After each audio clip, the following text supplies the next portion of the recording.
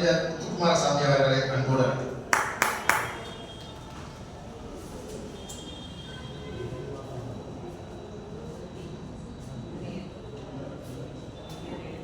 அனைவருக்கும் வணக்கம். சென்னையிலிருந்து மகிழ்வுல வந்து கொண்டு வரும்பொழுது ஐயா ராதாகிருஷ்ணன் ஐயா கேள்வி கேட்டாங்க. ஐயா, நல்ல கவிதைனா என்னன்னு தெரியுமா ஐயா? நாங்கள் எல்லாரும் ஒரு பாடம் பார்த்து சரி நம்மளே பதில் சொல்லுவாங்க, யாரையும் பதில் சொல்லுவாங்க. அதுல கவிதை அந்த கவிதை உணர்ந்து அது மாதிரி உரத்தின் மொழி என்ற ஒரு நூலை படைப்பதற்கு ஒரு உரத்தின் மகளாகவும் அந்த உரத்தின் மொழி தெரிந்த ஒரு மகளாகவும் இருந்தால் மட்டும்தான் இப்படிப்பட்ட ஒரு நூலை படைக்க முடியும்.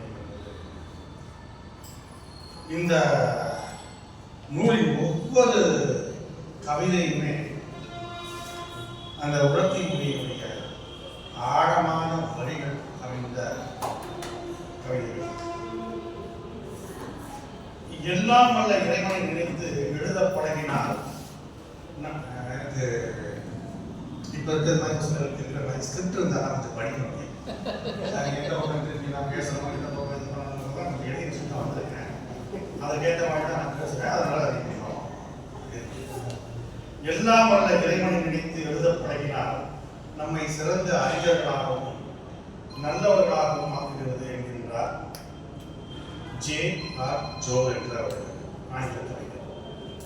அதே போல உரைநடையை விட கவிதை சில சொற்களால் பல கருத்துக்களை உரைக்க வல்லது என்கின்றார் வாக்கியர் என்ற ஒரு கவிஞர்.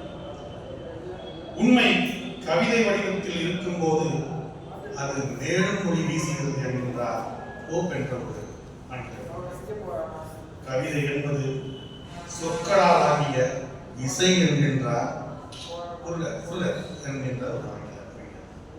கவிதை என்பதே உணர்ச்சி பூசப்பெற்ற தன்மை என்கின்றார் வில்சன் என்ற ஒரு ஆங்கில கவிஞர். ஐயா சொன்ன மாதிரி மிக திறமையாக இயற்றப்பெற்ற கவிதை மிகவும் சிறந்ததாகிறார்.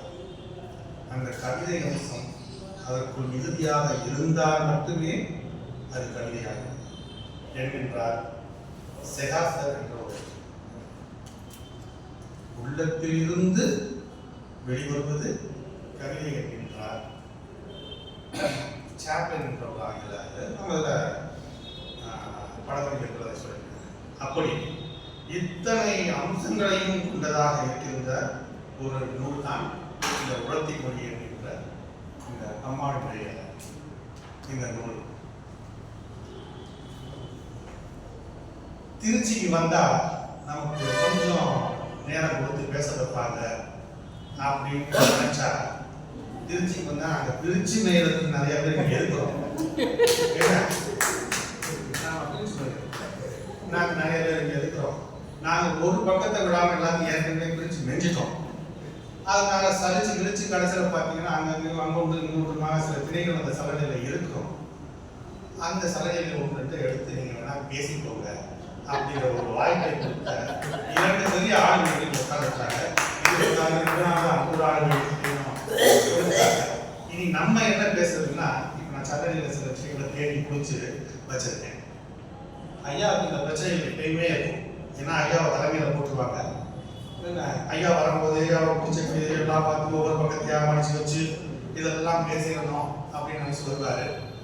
இங்க இன்னைக்கு மகிழ்வுல வரும்போது இவங்க 2 பேரும் அவங்களுக்குள்ள ஒரு ஒப்பந்தத்தை கொடுத்தாங்க. ஐயா இந்த கதையெல்லாம் நடத்திருக்கேன், நான் பின்பக்கத்துல இருந்து வரேன், நீங்க முன்பக்கத்துல இருந்து வாங்க, அதனால இந்த பிரிச்சு வைக்கிற விஷயம்லாம் இருக்காது அப்படின்னு 2 பேரும் போட்டு வந்தாங்க.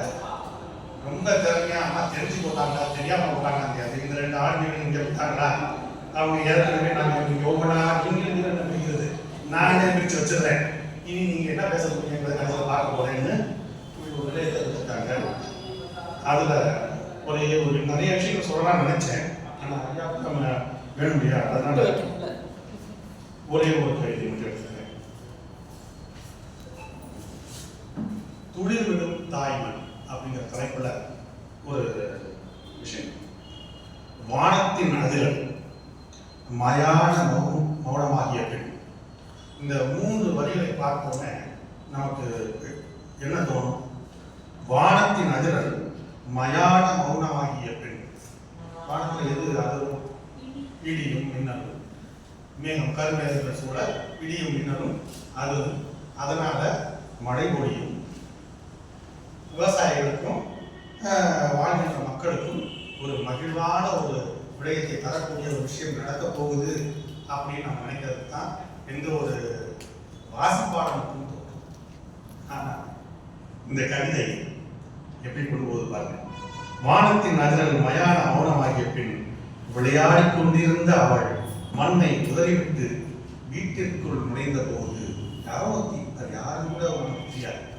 அவள் என்று சொல்லிவிட்டதுனால அந்த மாவா இருக்கலாம், இப்படிப்பட்ட வயதான இருக்கலாம்.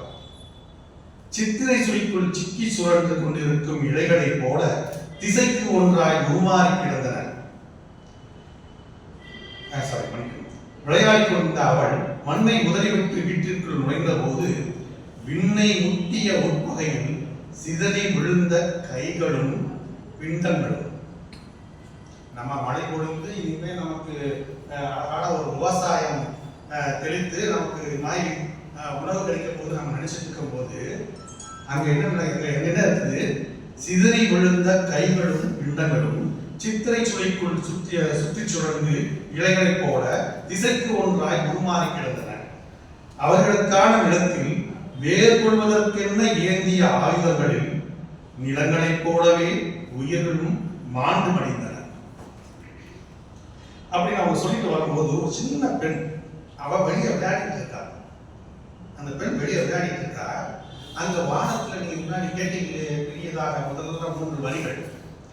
வானத்தின் அதிரல் மயான மௌனமாகிய அப்படின்னா ஒரு சங்கு ஊதுது, விமானங்கள் பறந்து வருகின்றன, நல்ல பெரிய பெரிய பாம்ஸ் அப்படி போட்டுட்டு நம்ம ஒரு உயிரத்தை எல்லாம் வந்து பண்ணிட்டு போனா இங்க வெளியே விளையாடி கொண்டிருக்கிற அந்த சிறுமி வீட்டுக்குள்ள போய் என்ன கிடைக்குதுன்னு பார்த்தா அங்கிருந்து பீந்து போன கைகளும் கால்களும் தன் உறவுகள் அப்படி இரத்த வெள்ளத்தில் கிடக்கின்றன.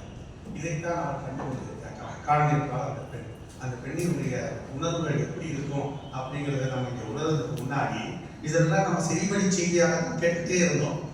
ஆனால் அதே அங்க நடந்து கொண்டிருக்கின்ற அதே நேரத்தில் இங்கே இதே மாதிரி ஒரு ஏசியை போட்டு இங்கே தூங்கி கொண்டிருந்த உள்ளங்கள் தான் இங்கே அதிகமாக இருந்தது.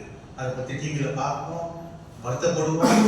ஆனால் அந்த உணர்வுகளை நேரில் பார்த்து அந்த சிறுமி இருந்தாங்க, அது மாதிரி ஒரு உணர்வு நமக்கு இருந்திருந்தா இன்றைக்கு அரசியலில் நாம் இன்று காணக்கூடிய நிலையில் இந்த தமிழகம் இருந்திருக்கா?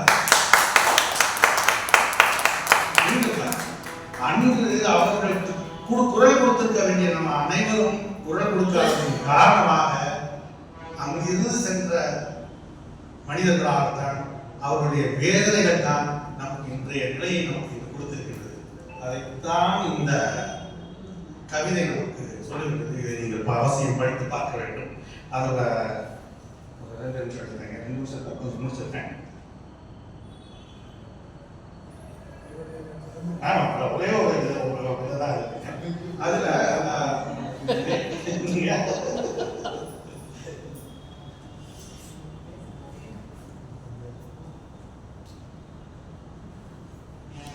சரி, அந்த வரிகளுக்கு ஞாபகம் இருக்குதுன்னு நினைக்கிறேன், அதை சொல்றேன். அந்த குருதி இருக்குங்களா, வைக்கிற அந்த குருதி கடல் நீரில் கடந்து தன்னுடைய நிறத்தை நீல நிறமாக மாற்றிக்கொள்ளக்கூடிய ஒரு காட்சியை பற்றி அவர் சொல்லியிருக்காங்க. இது எப்படிப்பட்ட ஒரு என்ன சொல்றது நல்ல குறியீடு இருப்பாங்க. சட்டத்திட்டங்களை நமக்கு மாற்றி இந்த அளவுக்கு நாம் வாழ்கின்ற ஒரு விடயத்தை கொடுத்தவர் யார் என்பது நமக்கு தெரியும். அவர் முதலில் இருந்தது ஒரு நிறத்தின் கொள்கையோடு இருந்தார். அவர் பின்னர் நீல நிறத்துக்கான ஒரு விடியலை ஏற்படக்கூடிய ஒரு சட்டங்களை உருவாக்கி வைக்கின்றார். ஆனால் அவரும் மீண்டும் ஒரு காலத்துல தான் மாறி நான் இதிலிருந்து இன்னொரு காலத்துல தான் மாறிக்கிறேன் அப்படிங்கிற மாதிரி தன்னுடைய வாழ்க்கையை அமைக்கிறது செய்கின்றார். அந்த உட்குறியீடை சொல்வதாக இருக்கிறது அந்த வரிகள். நீங்க என்ன சொல்றதுன்னா ஐயா சொன்னாங்க, இந்த நூலினுடைய ஒவ்வொரு வரிகளும் ஆய்வுக்குரிய வரிகள், ஆழ்ந்த வரிகள். அனைவரும் இதை வாங்கி படிக்கணும்னு வந்து என்னுடைய வேண்டுகோள். அம்மாவுக்கு என்னுடைய வாழ்த்துக்கள். நன்றி.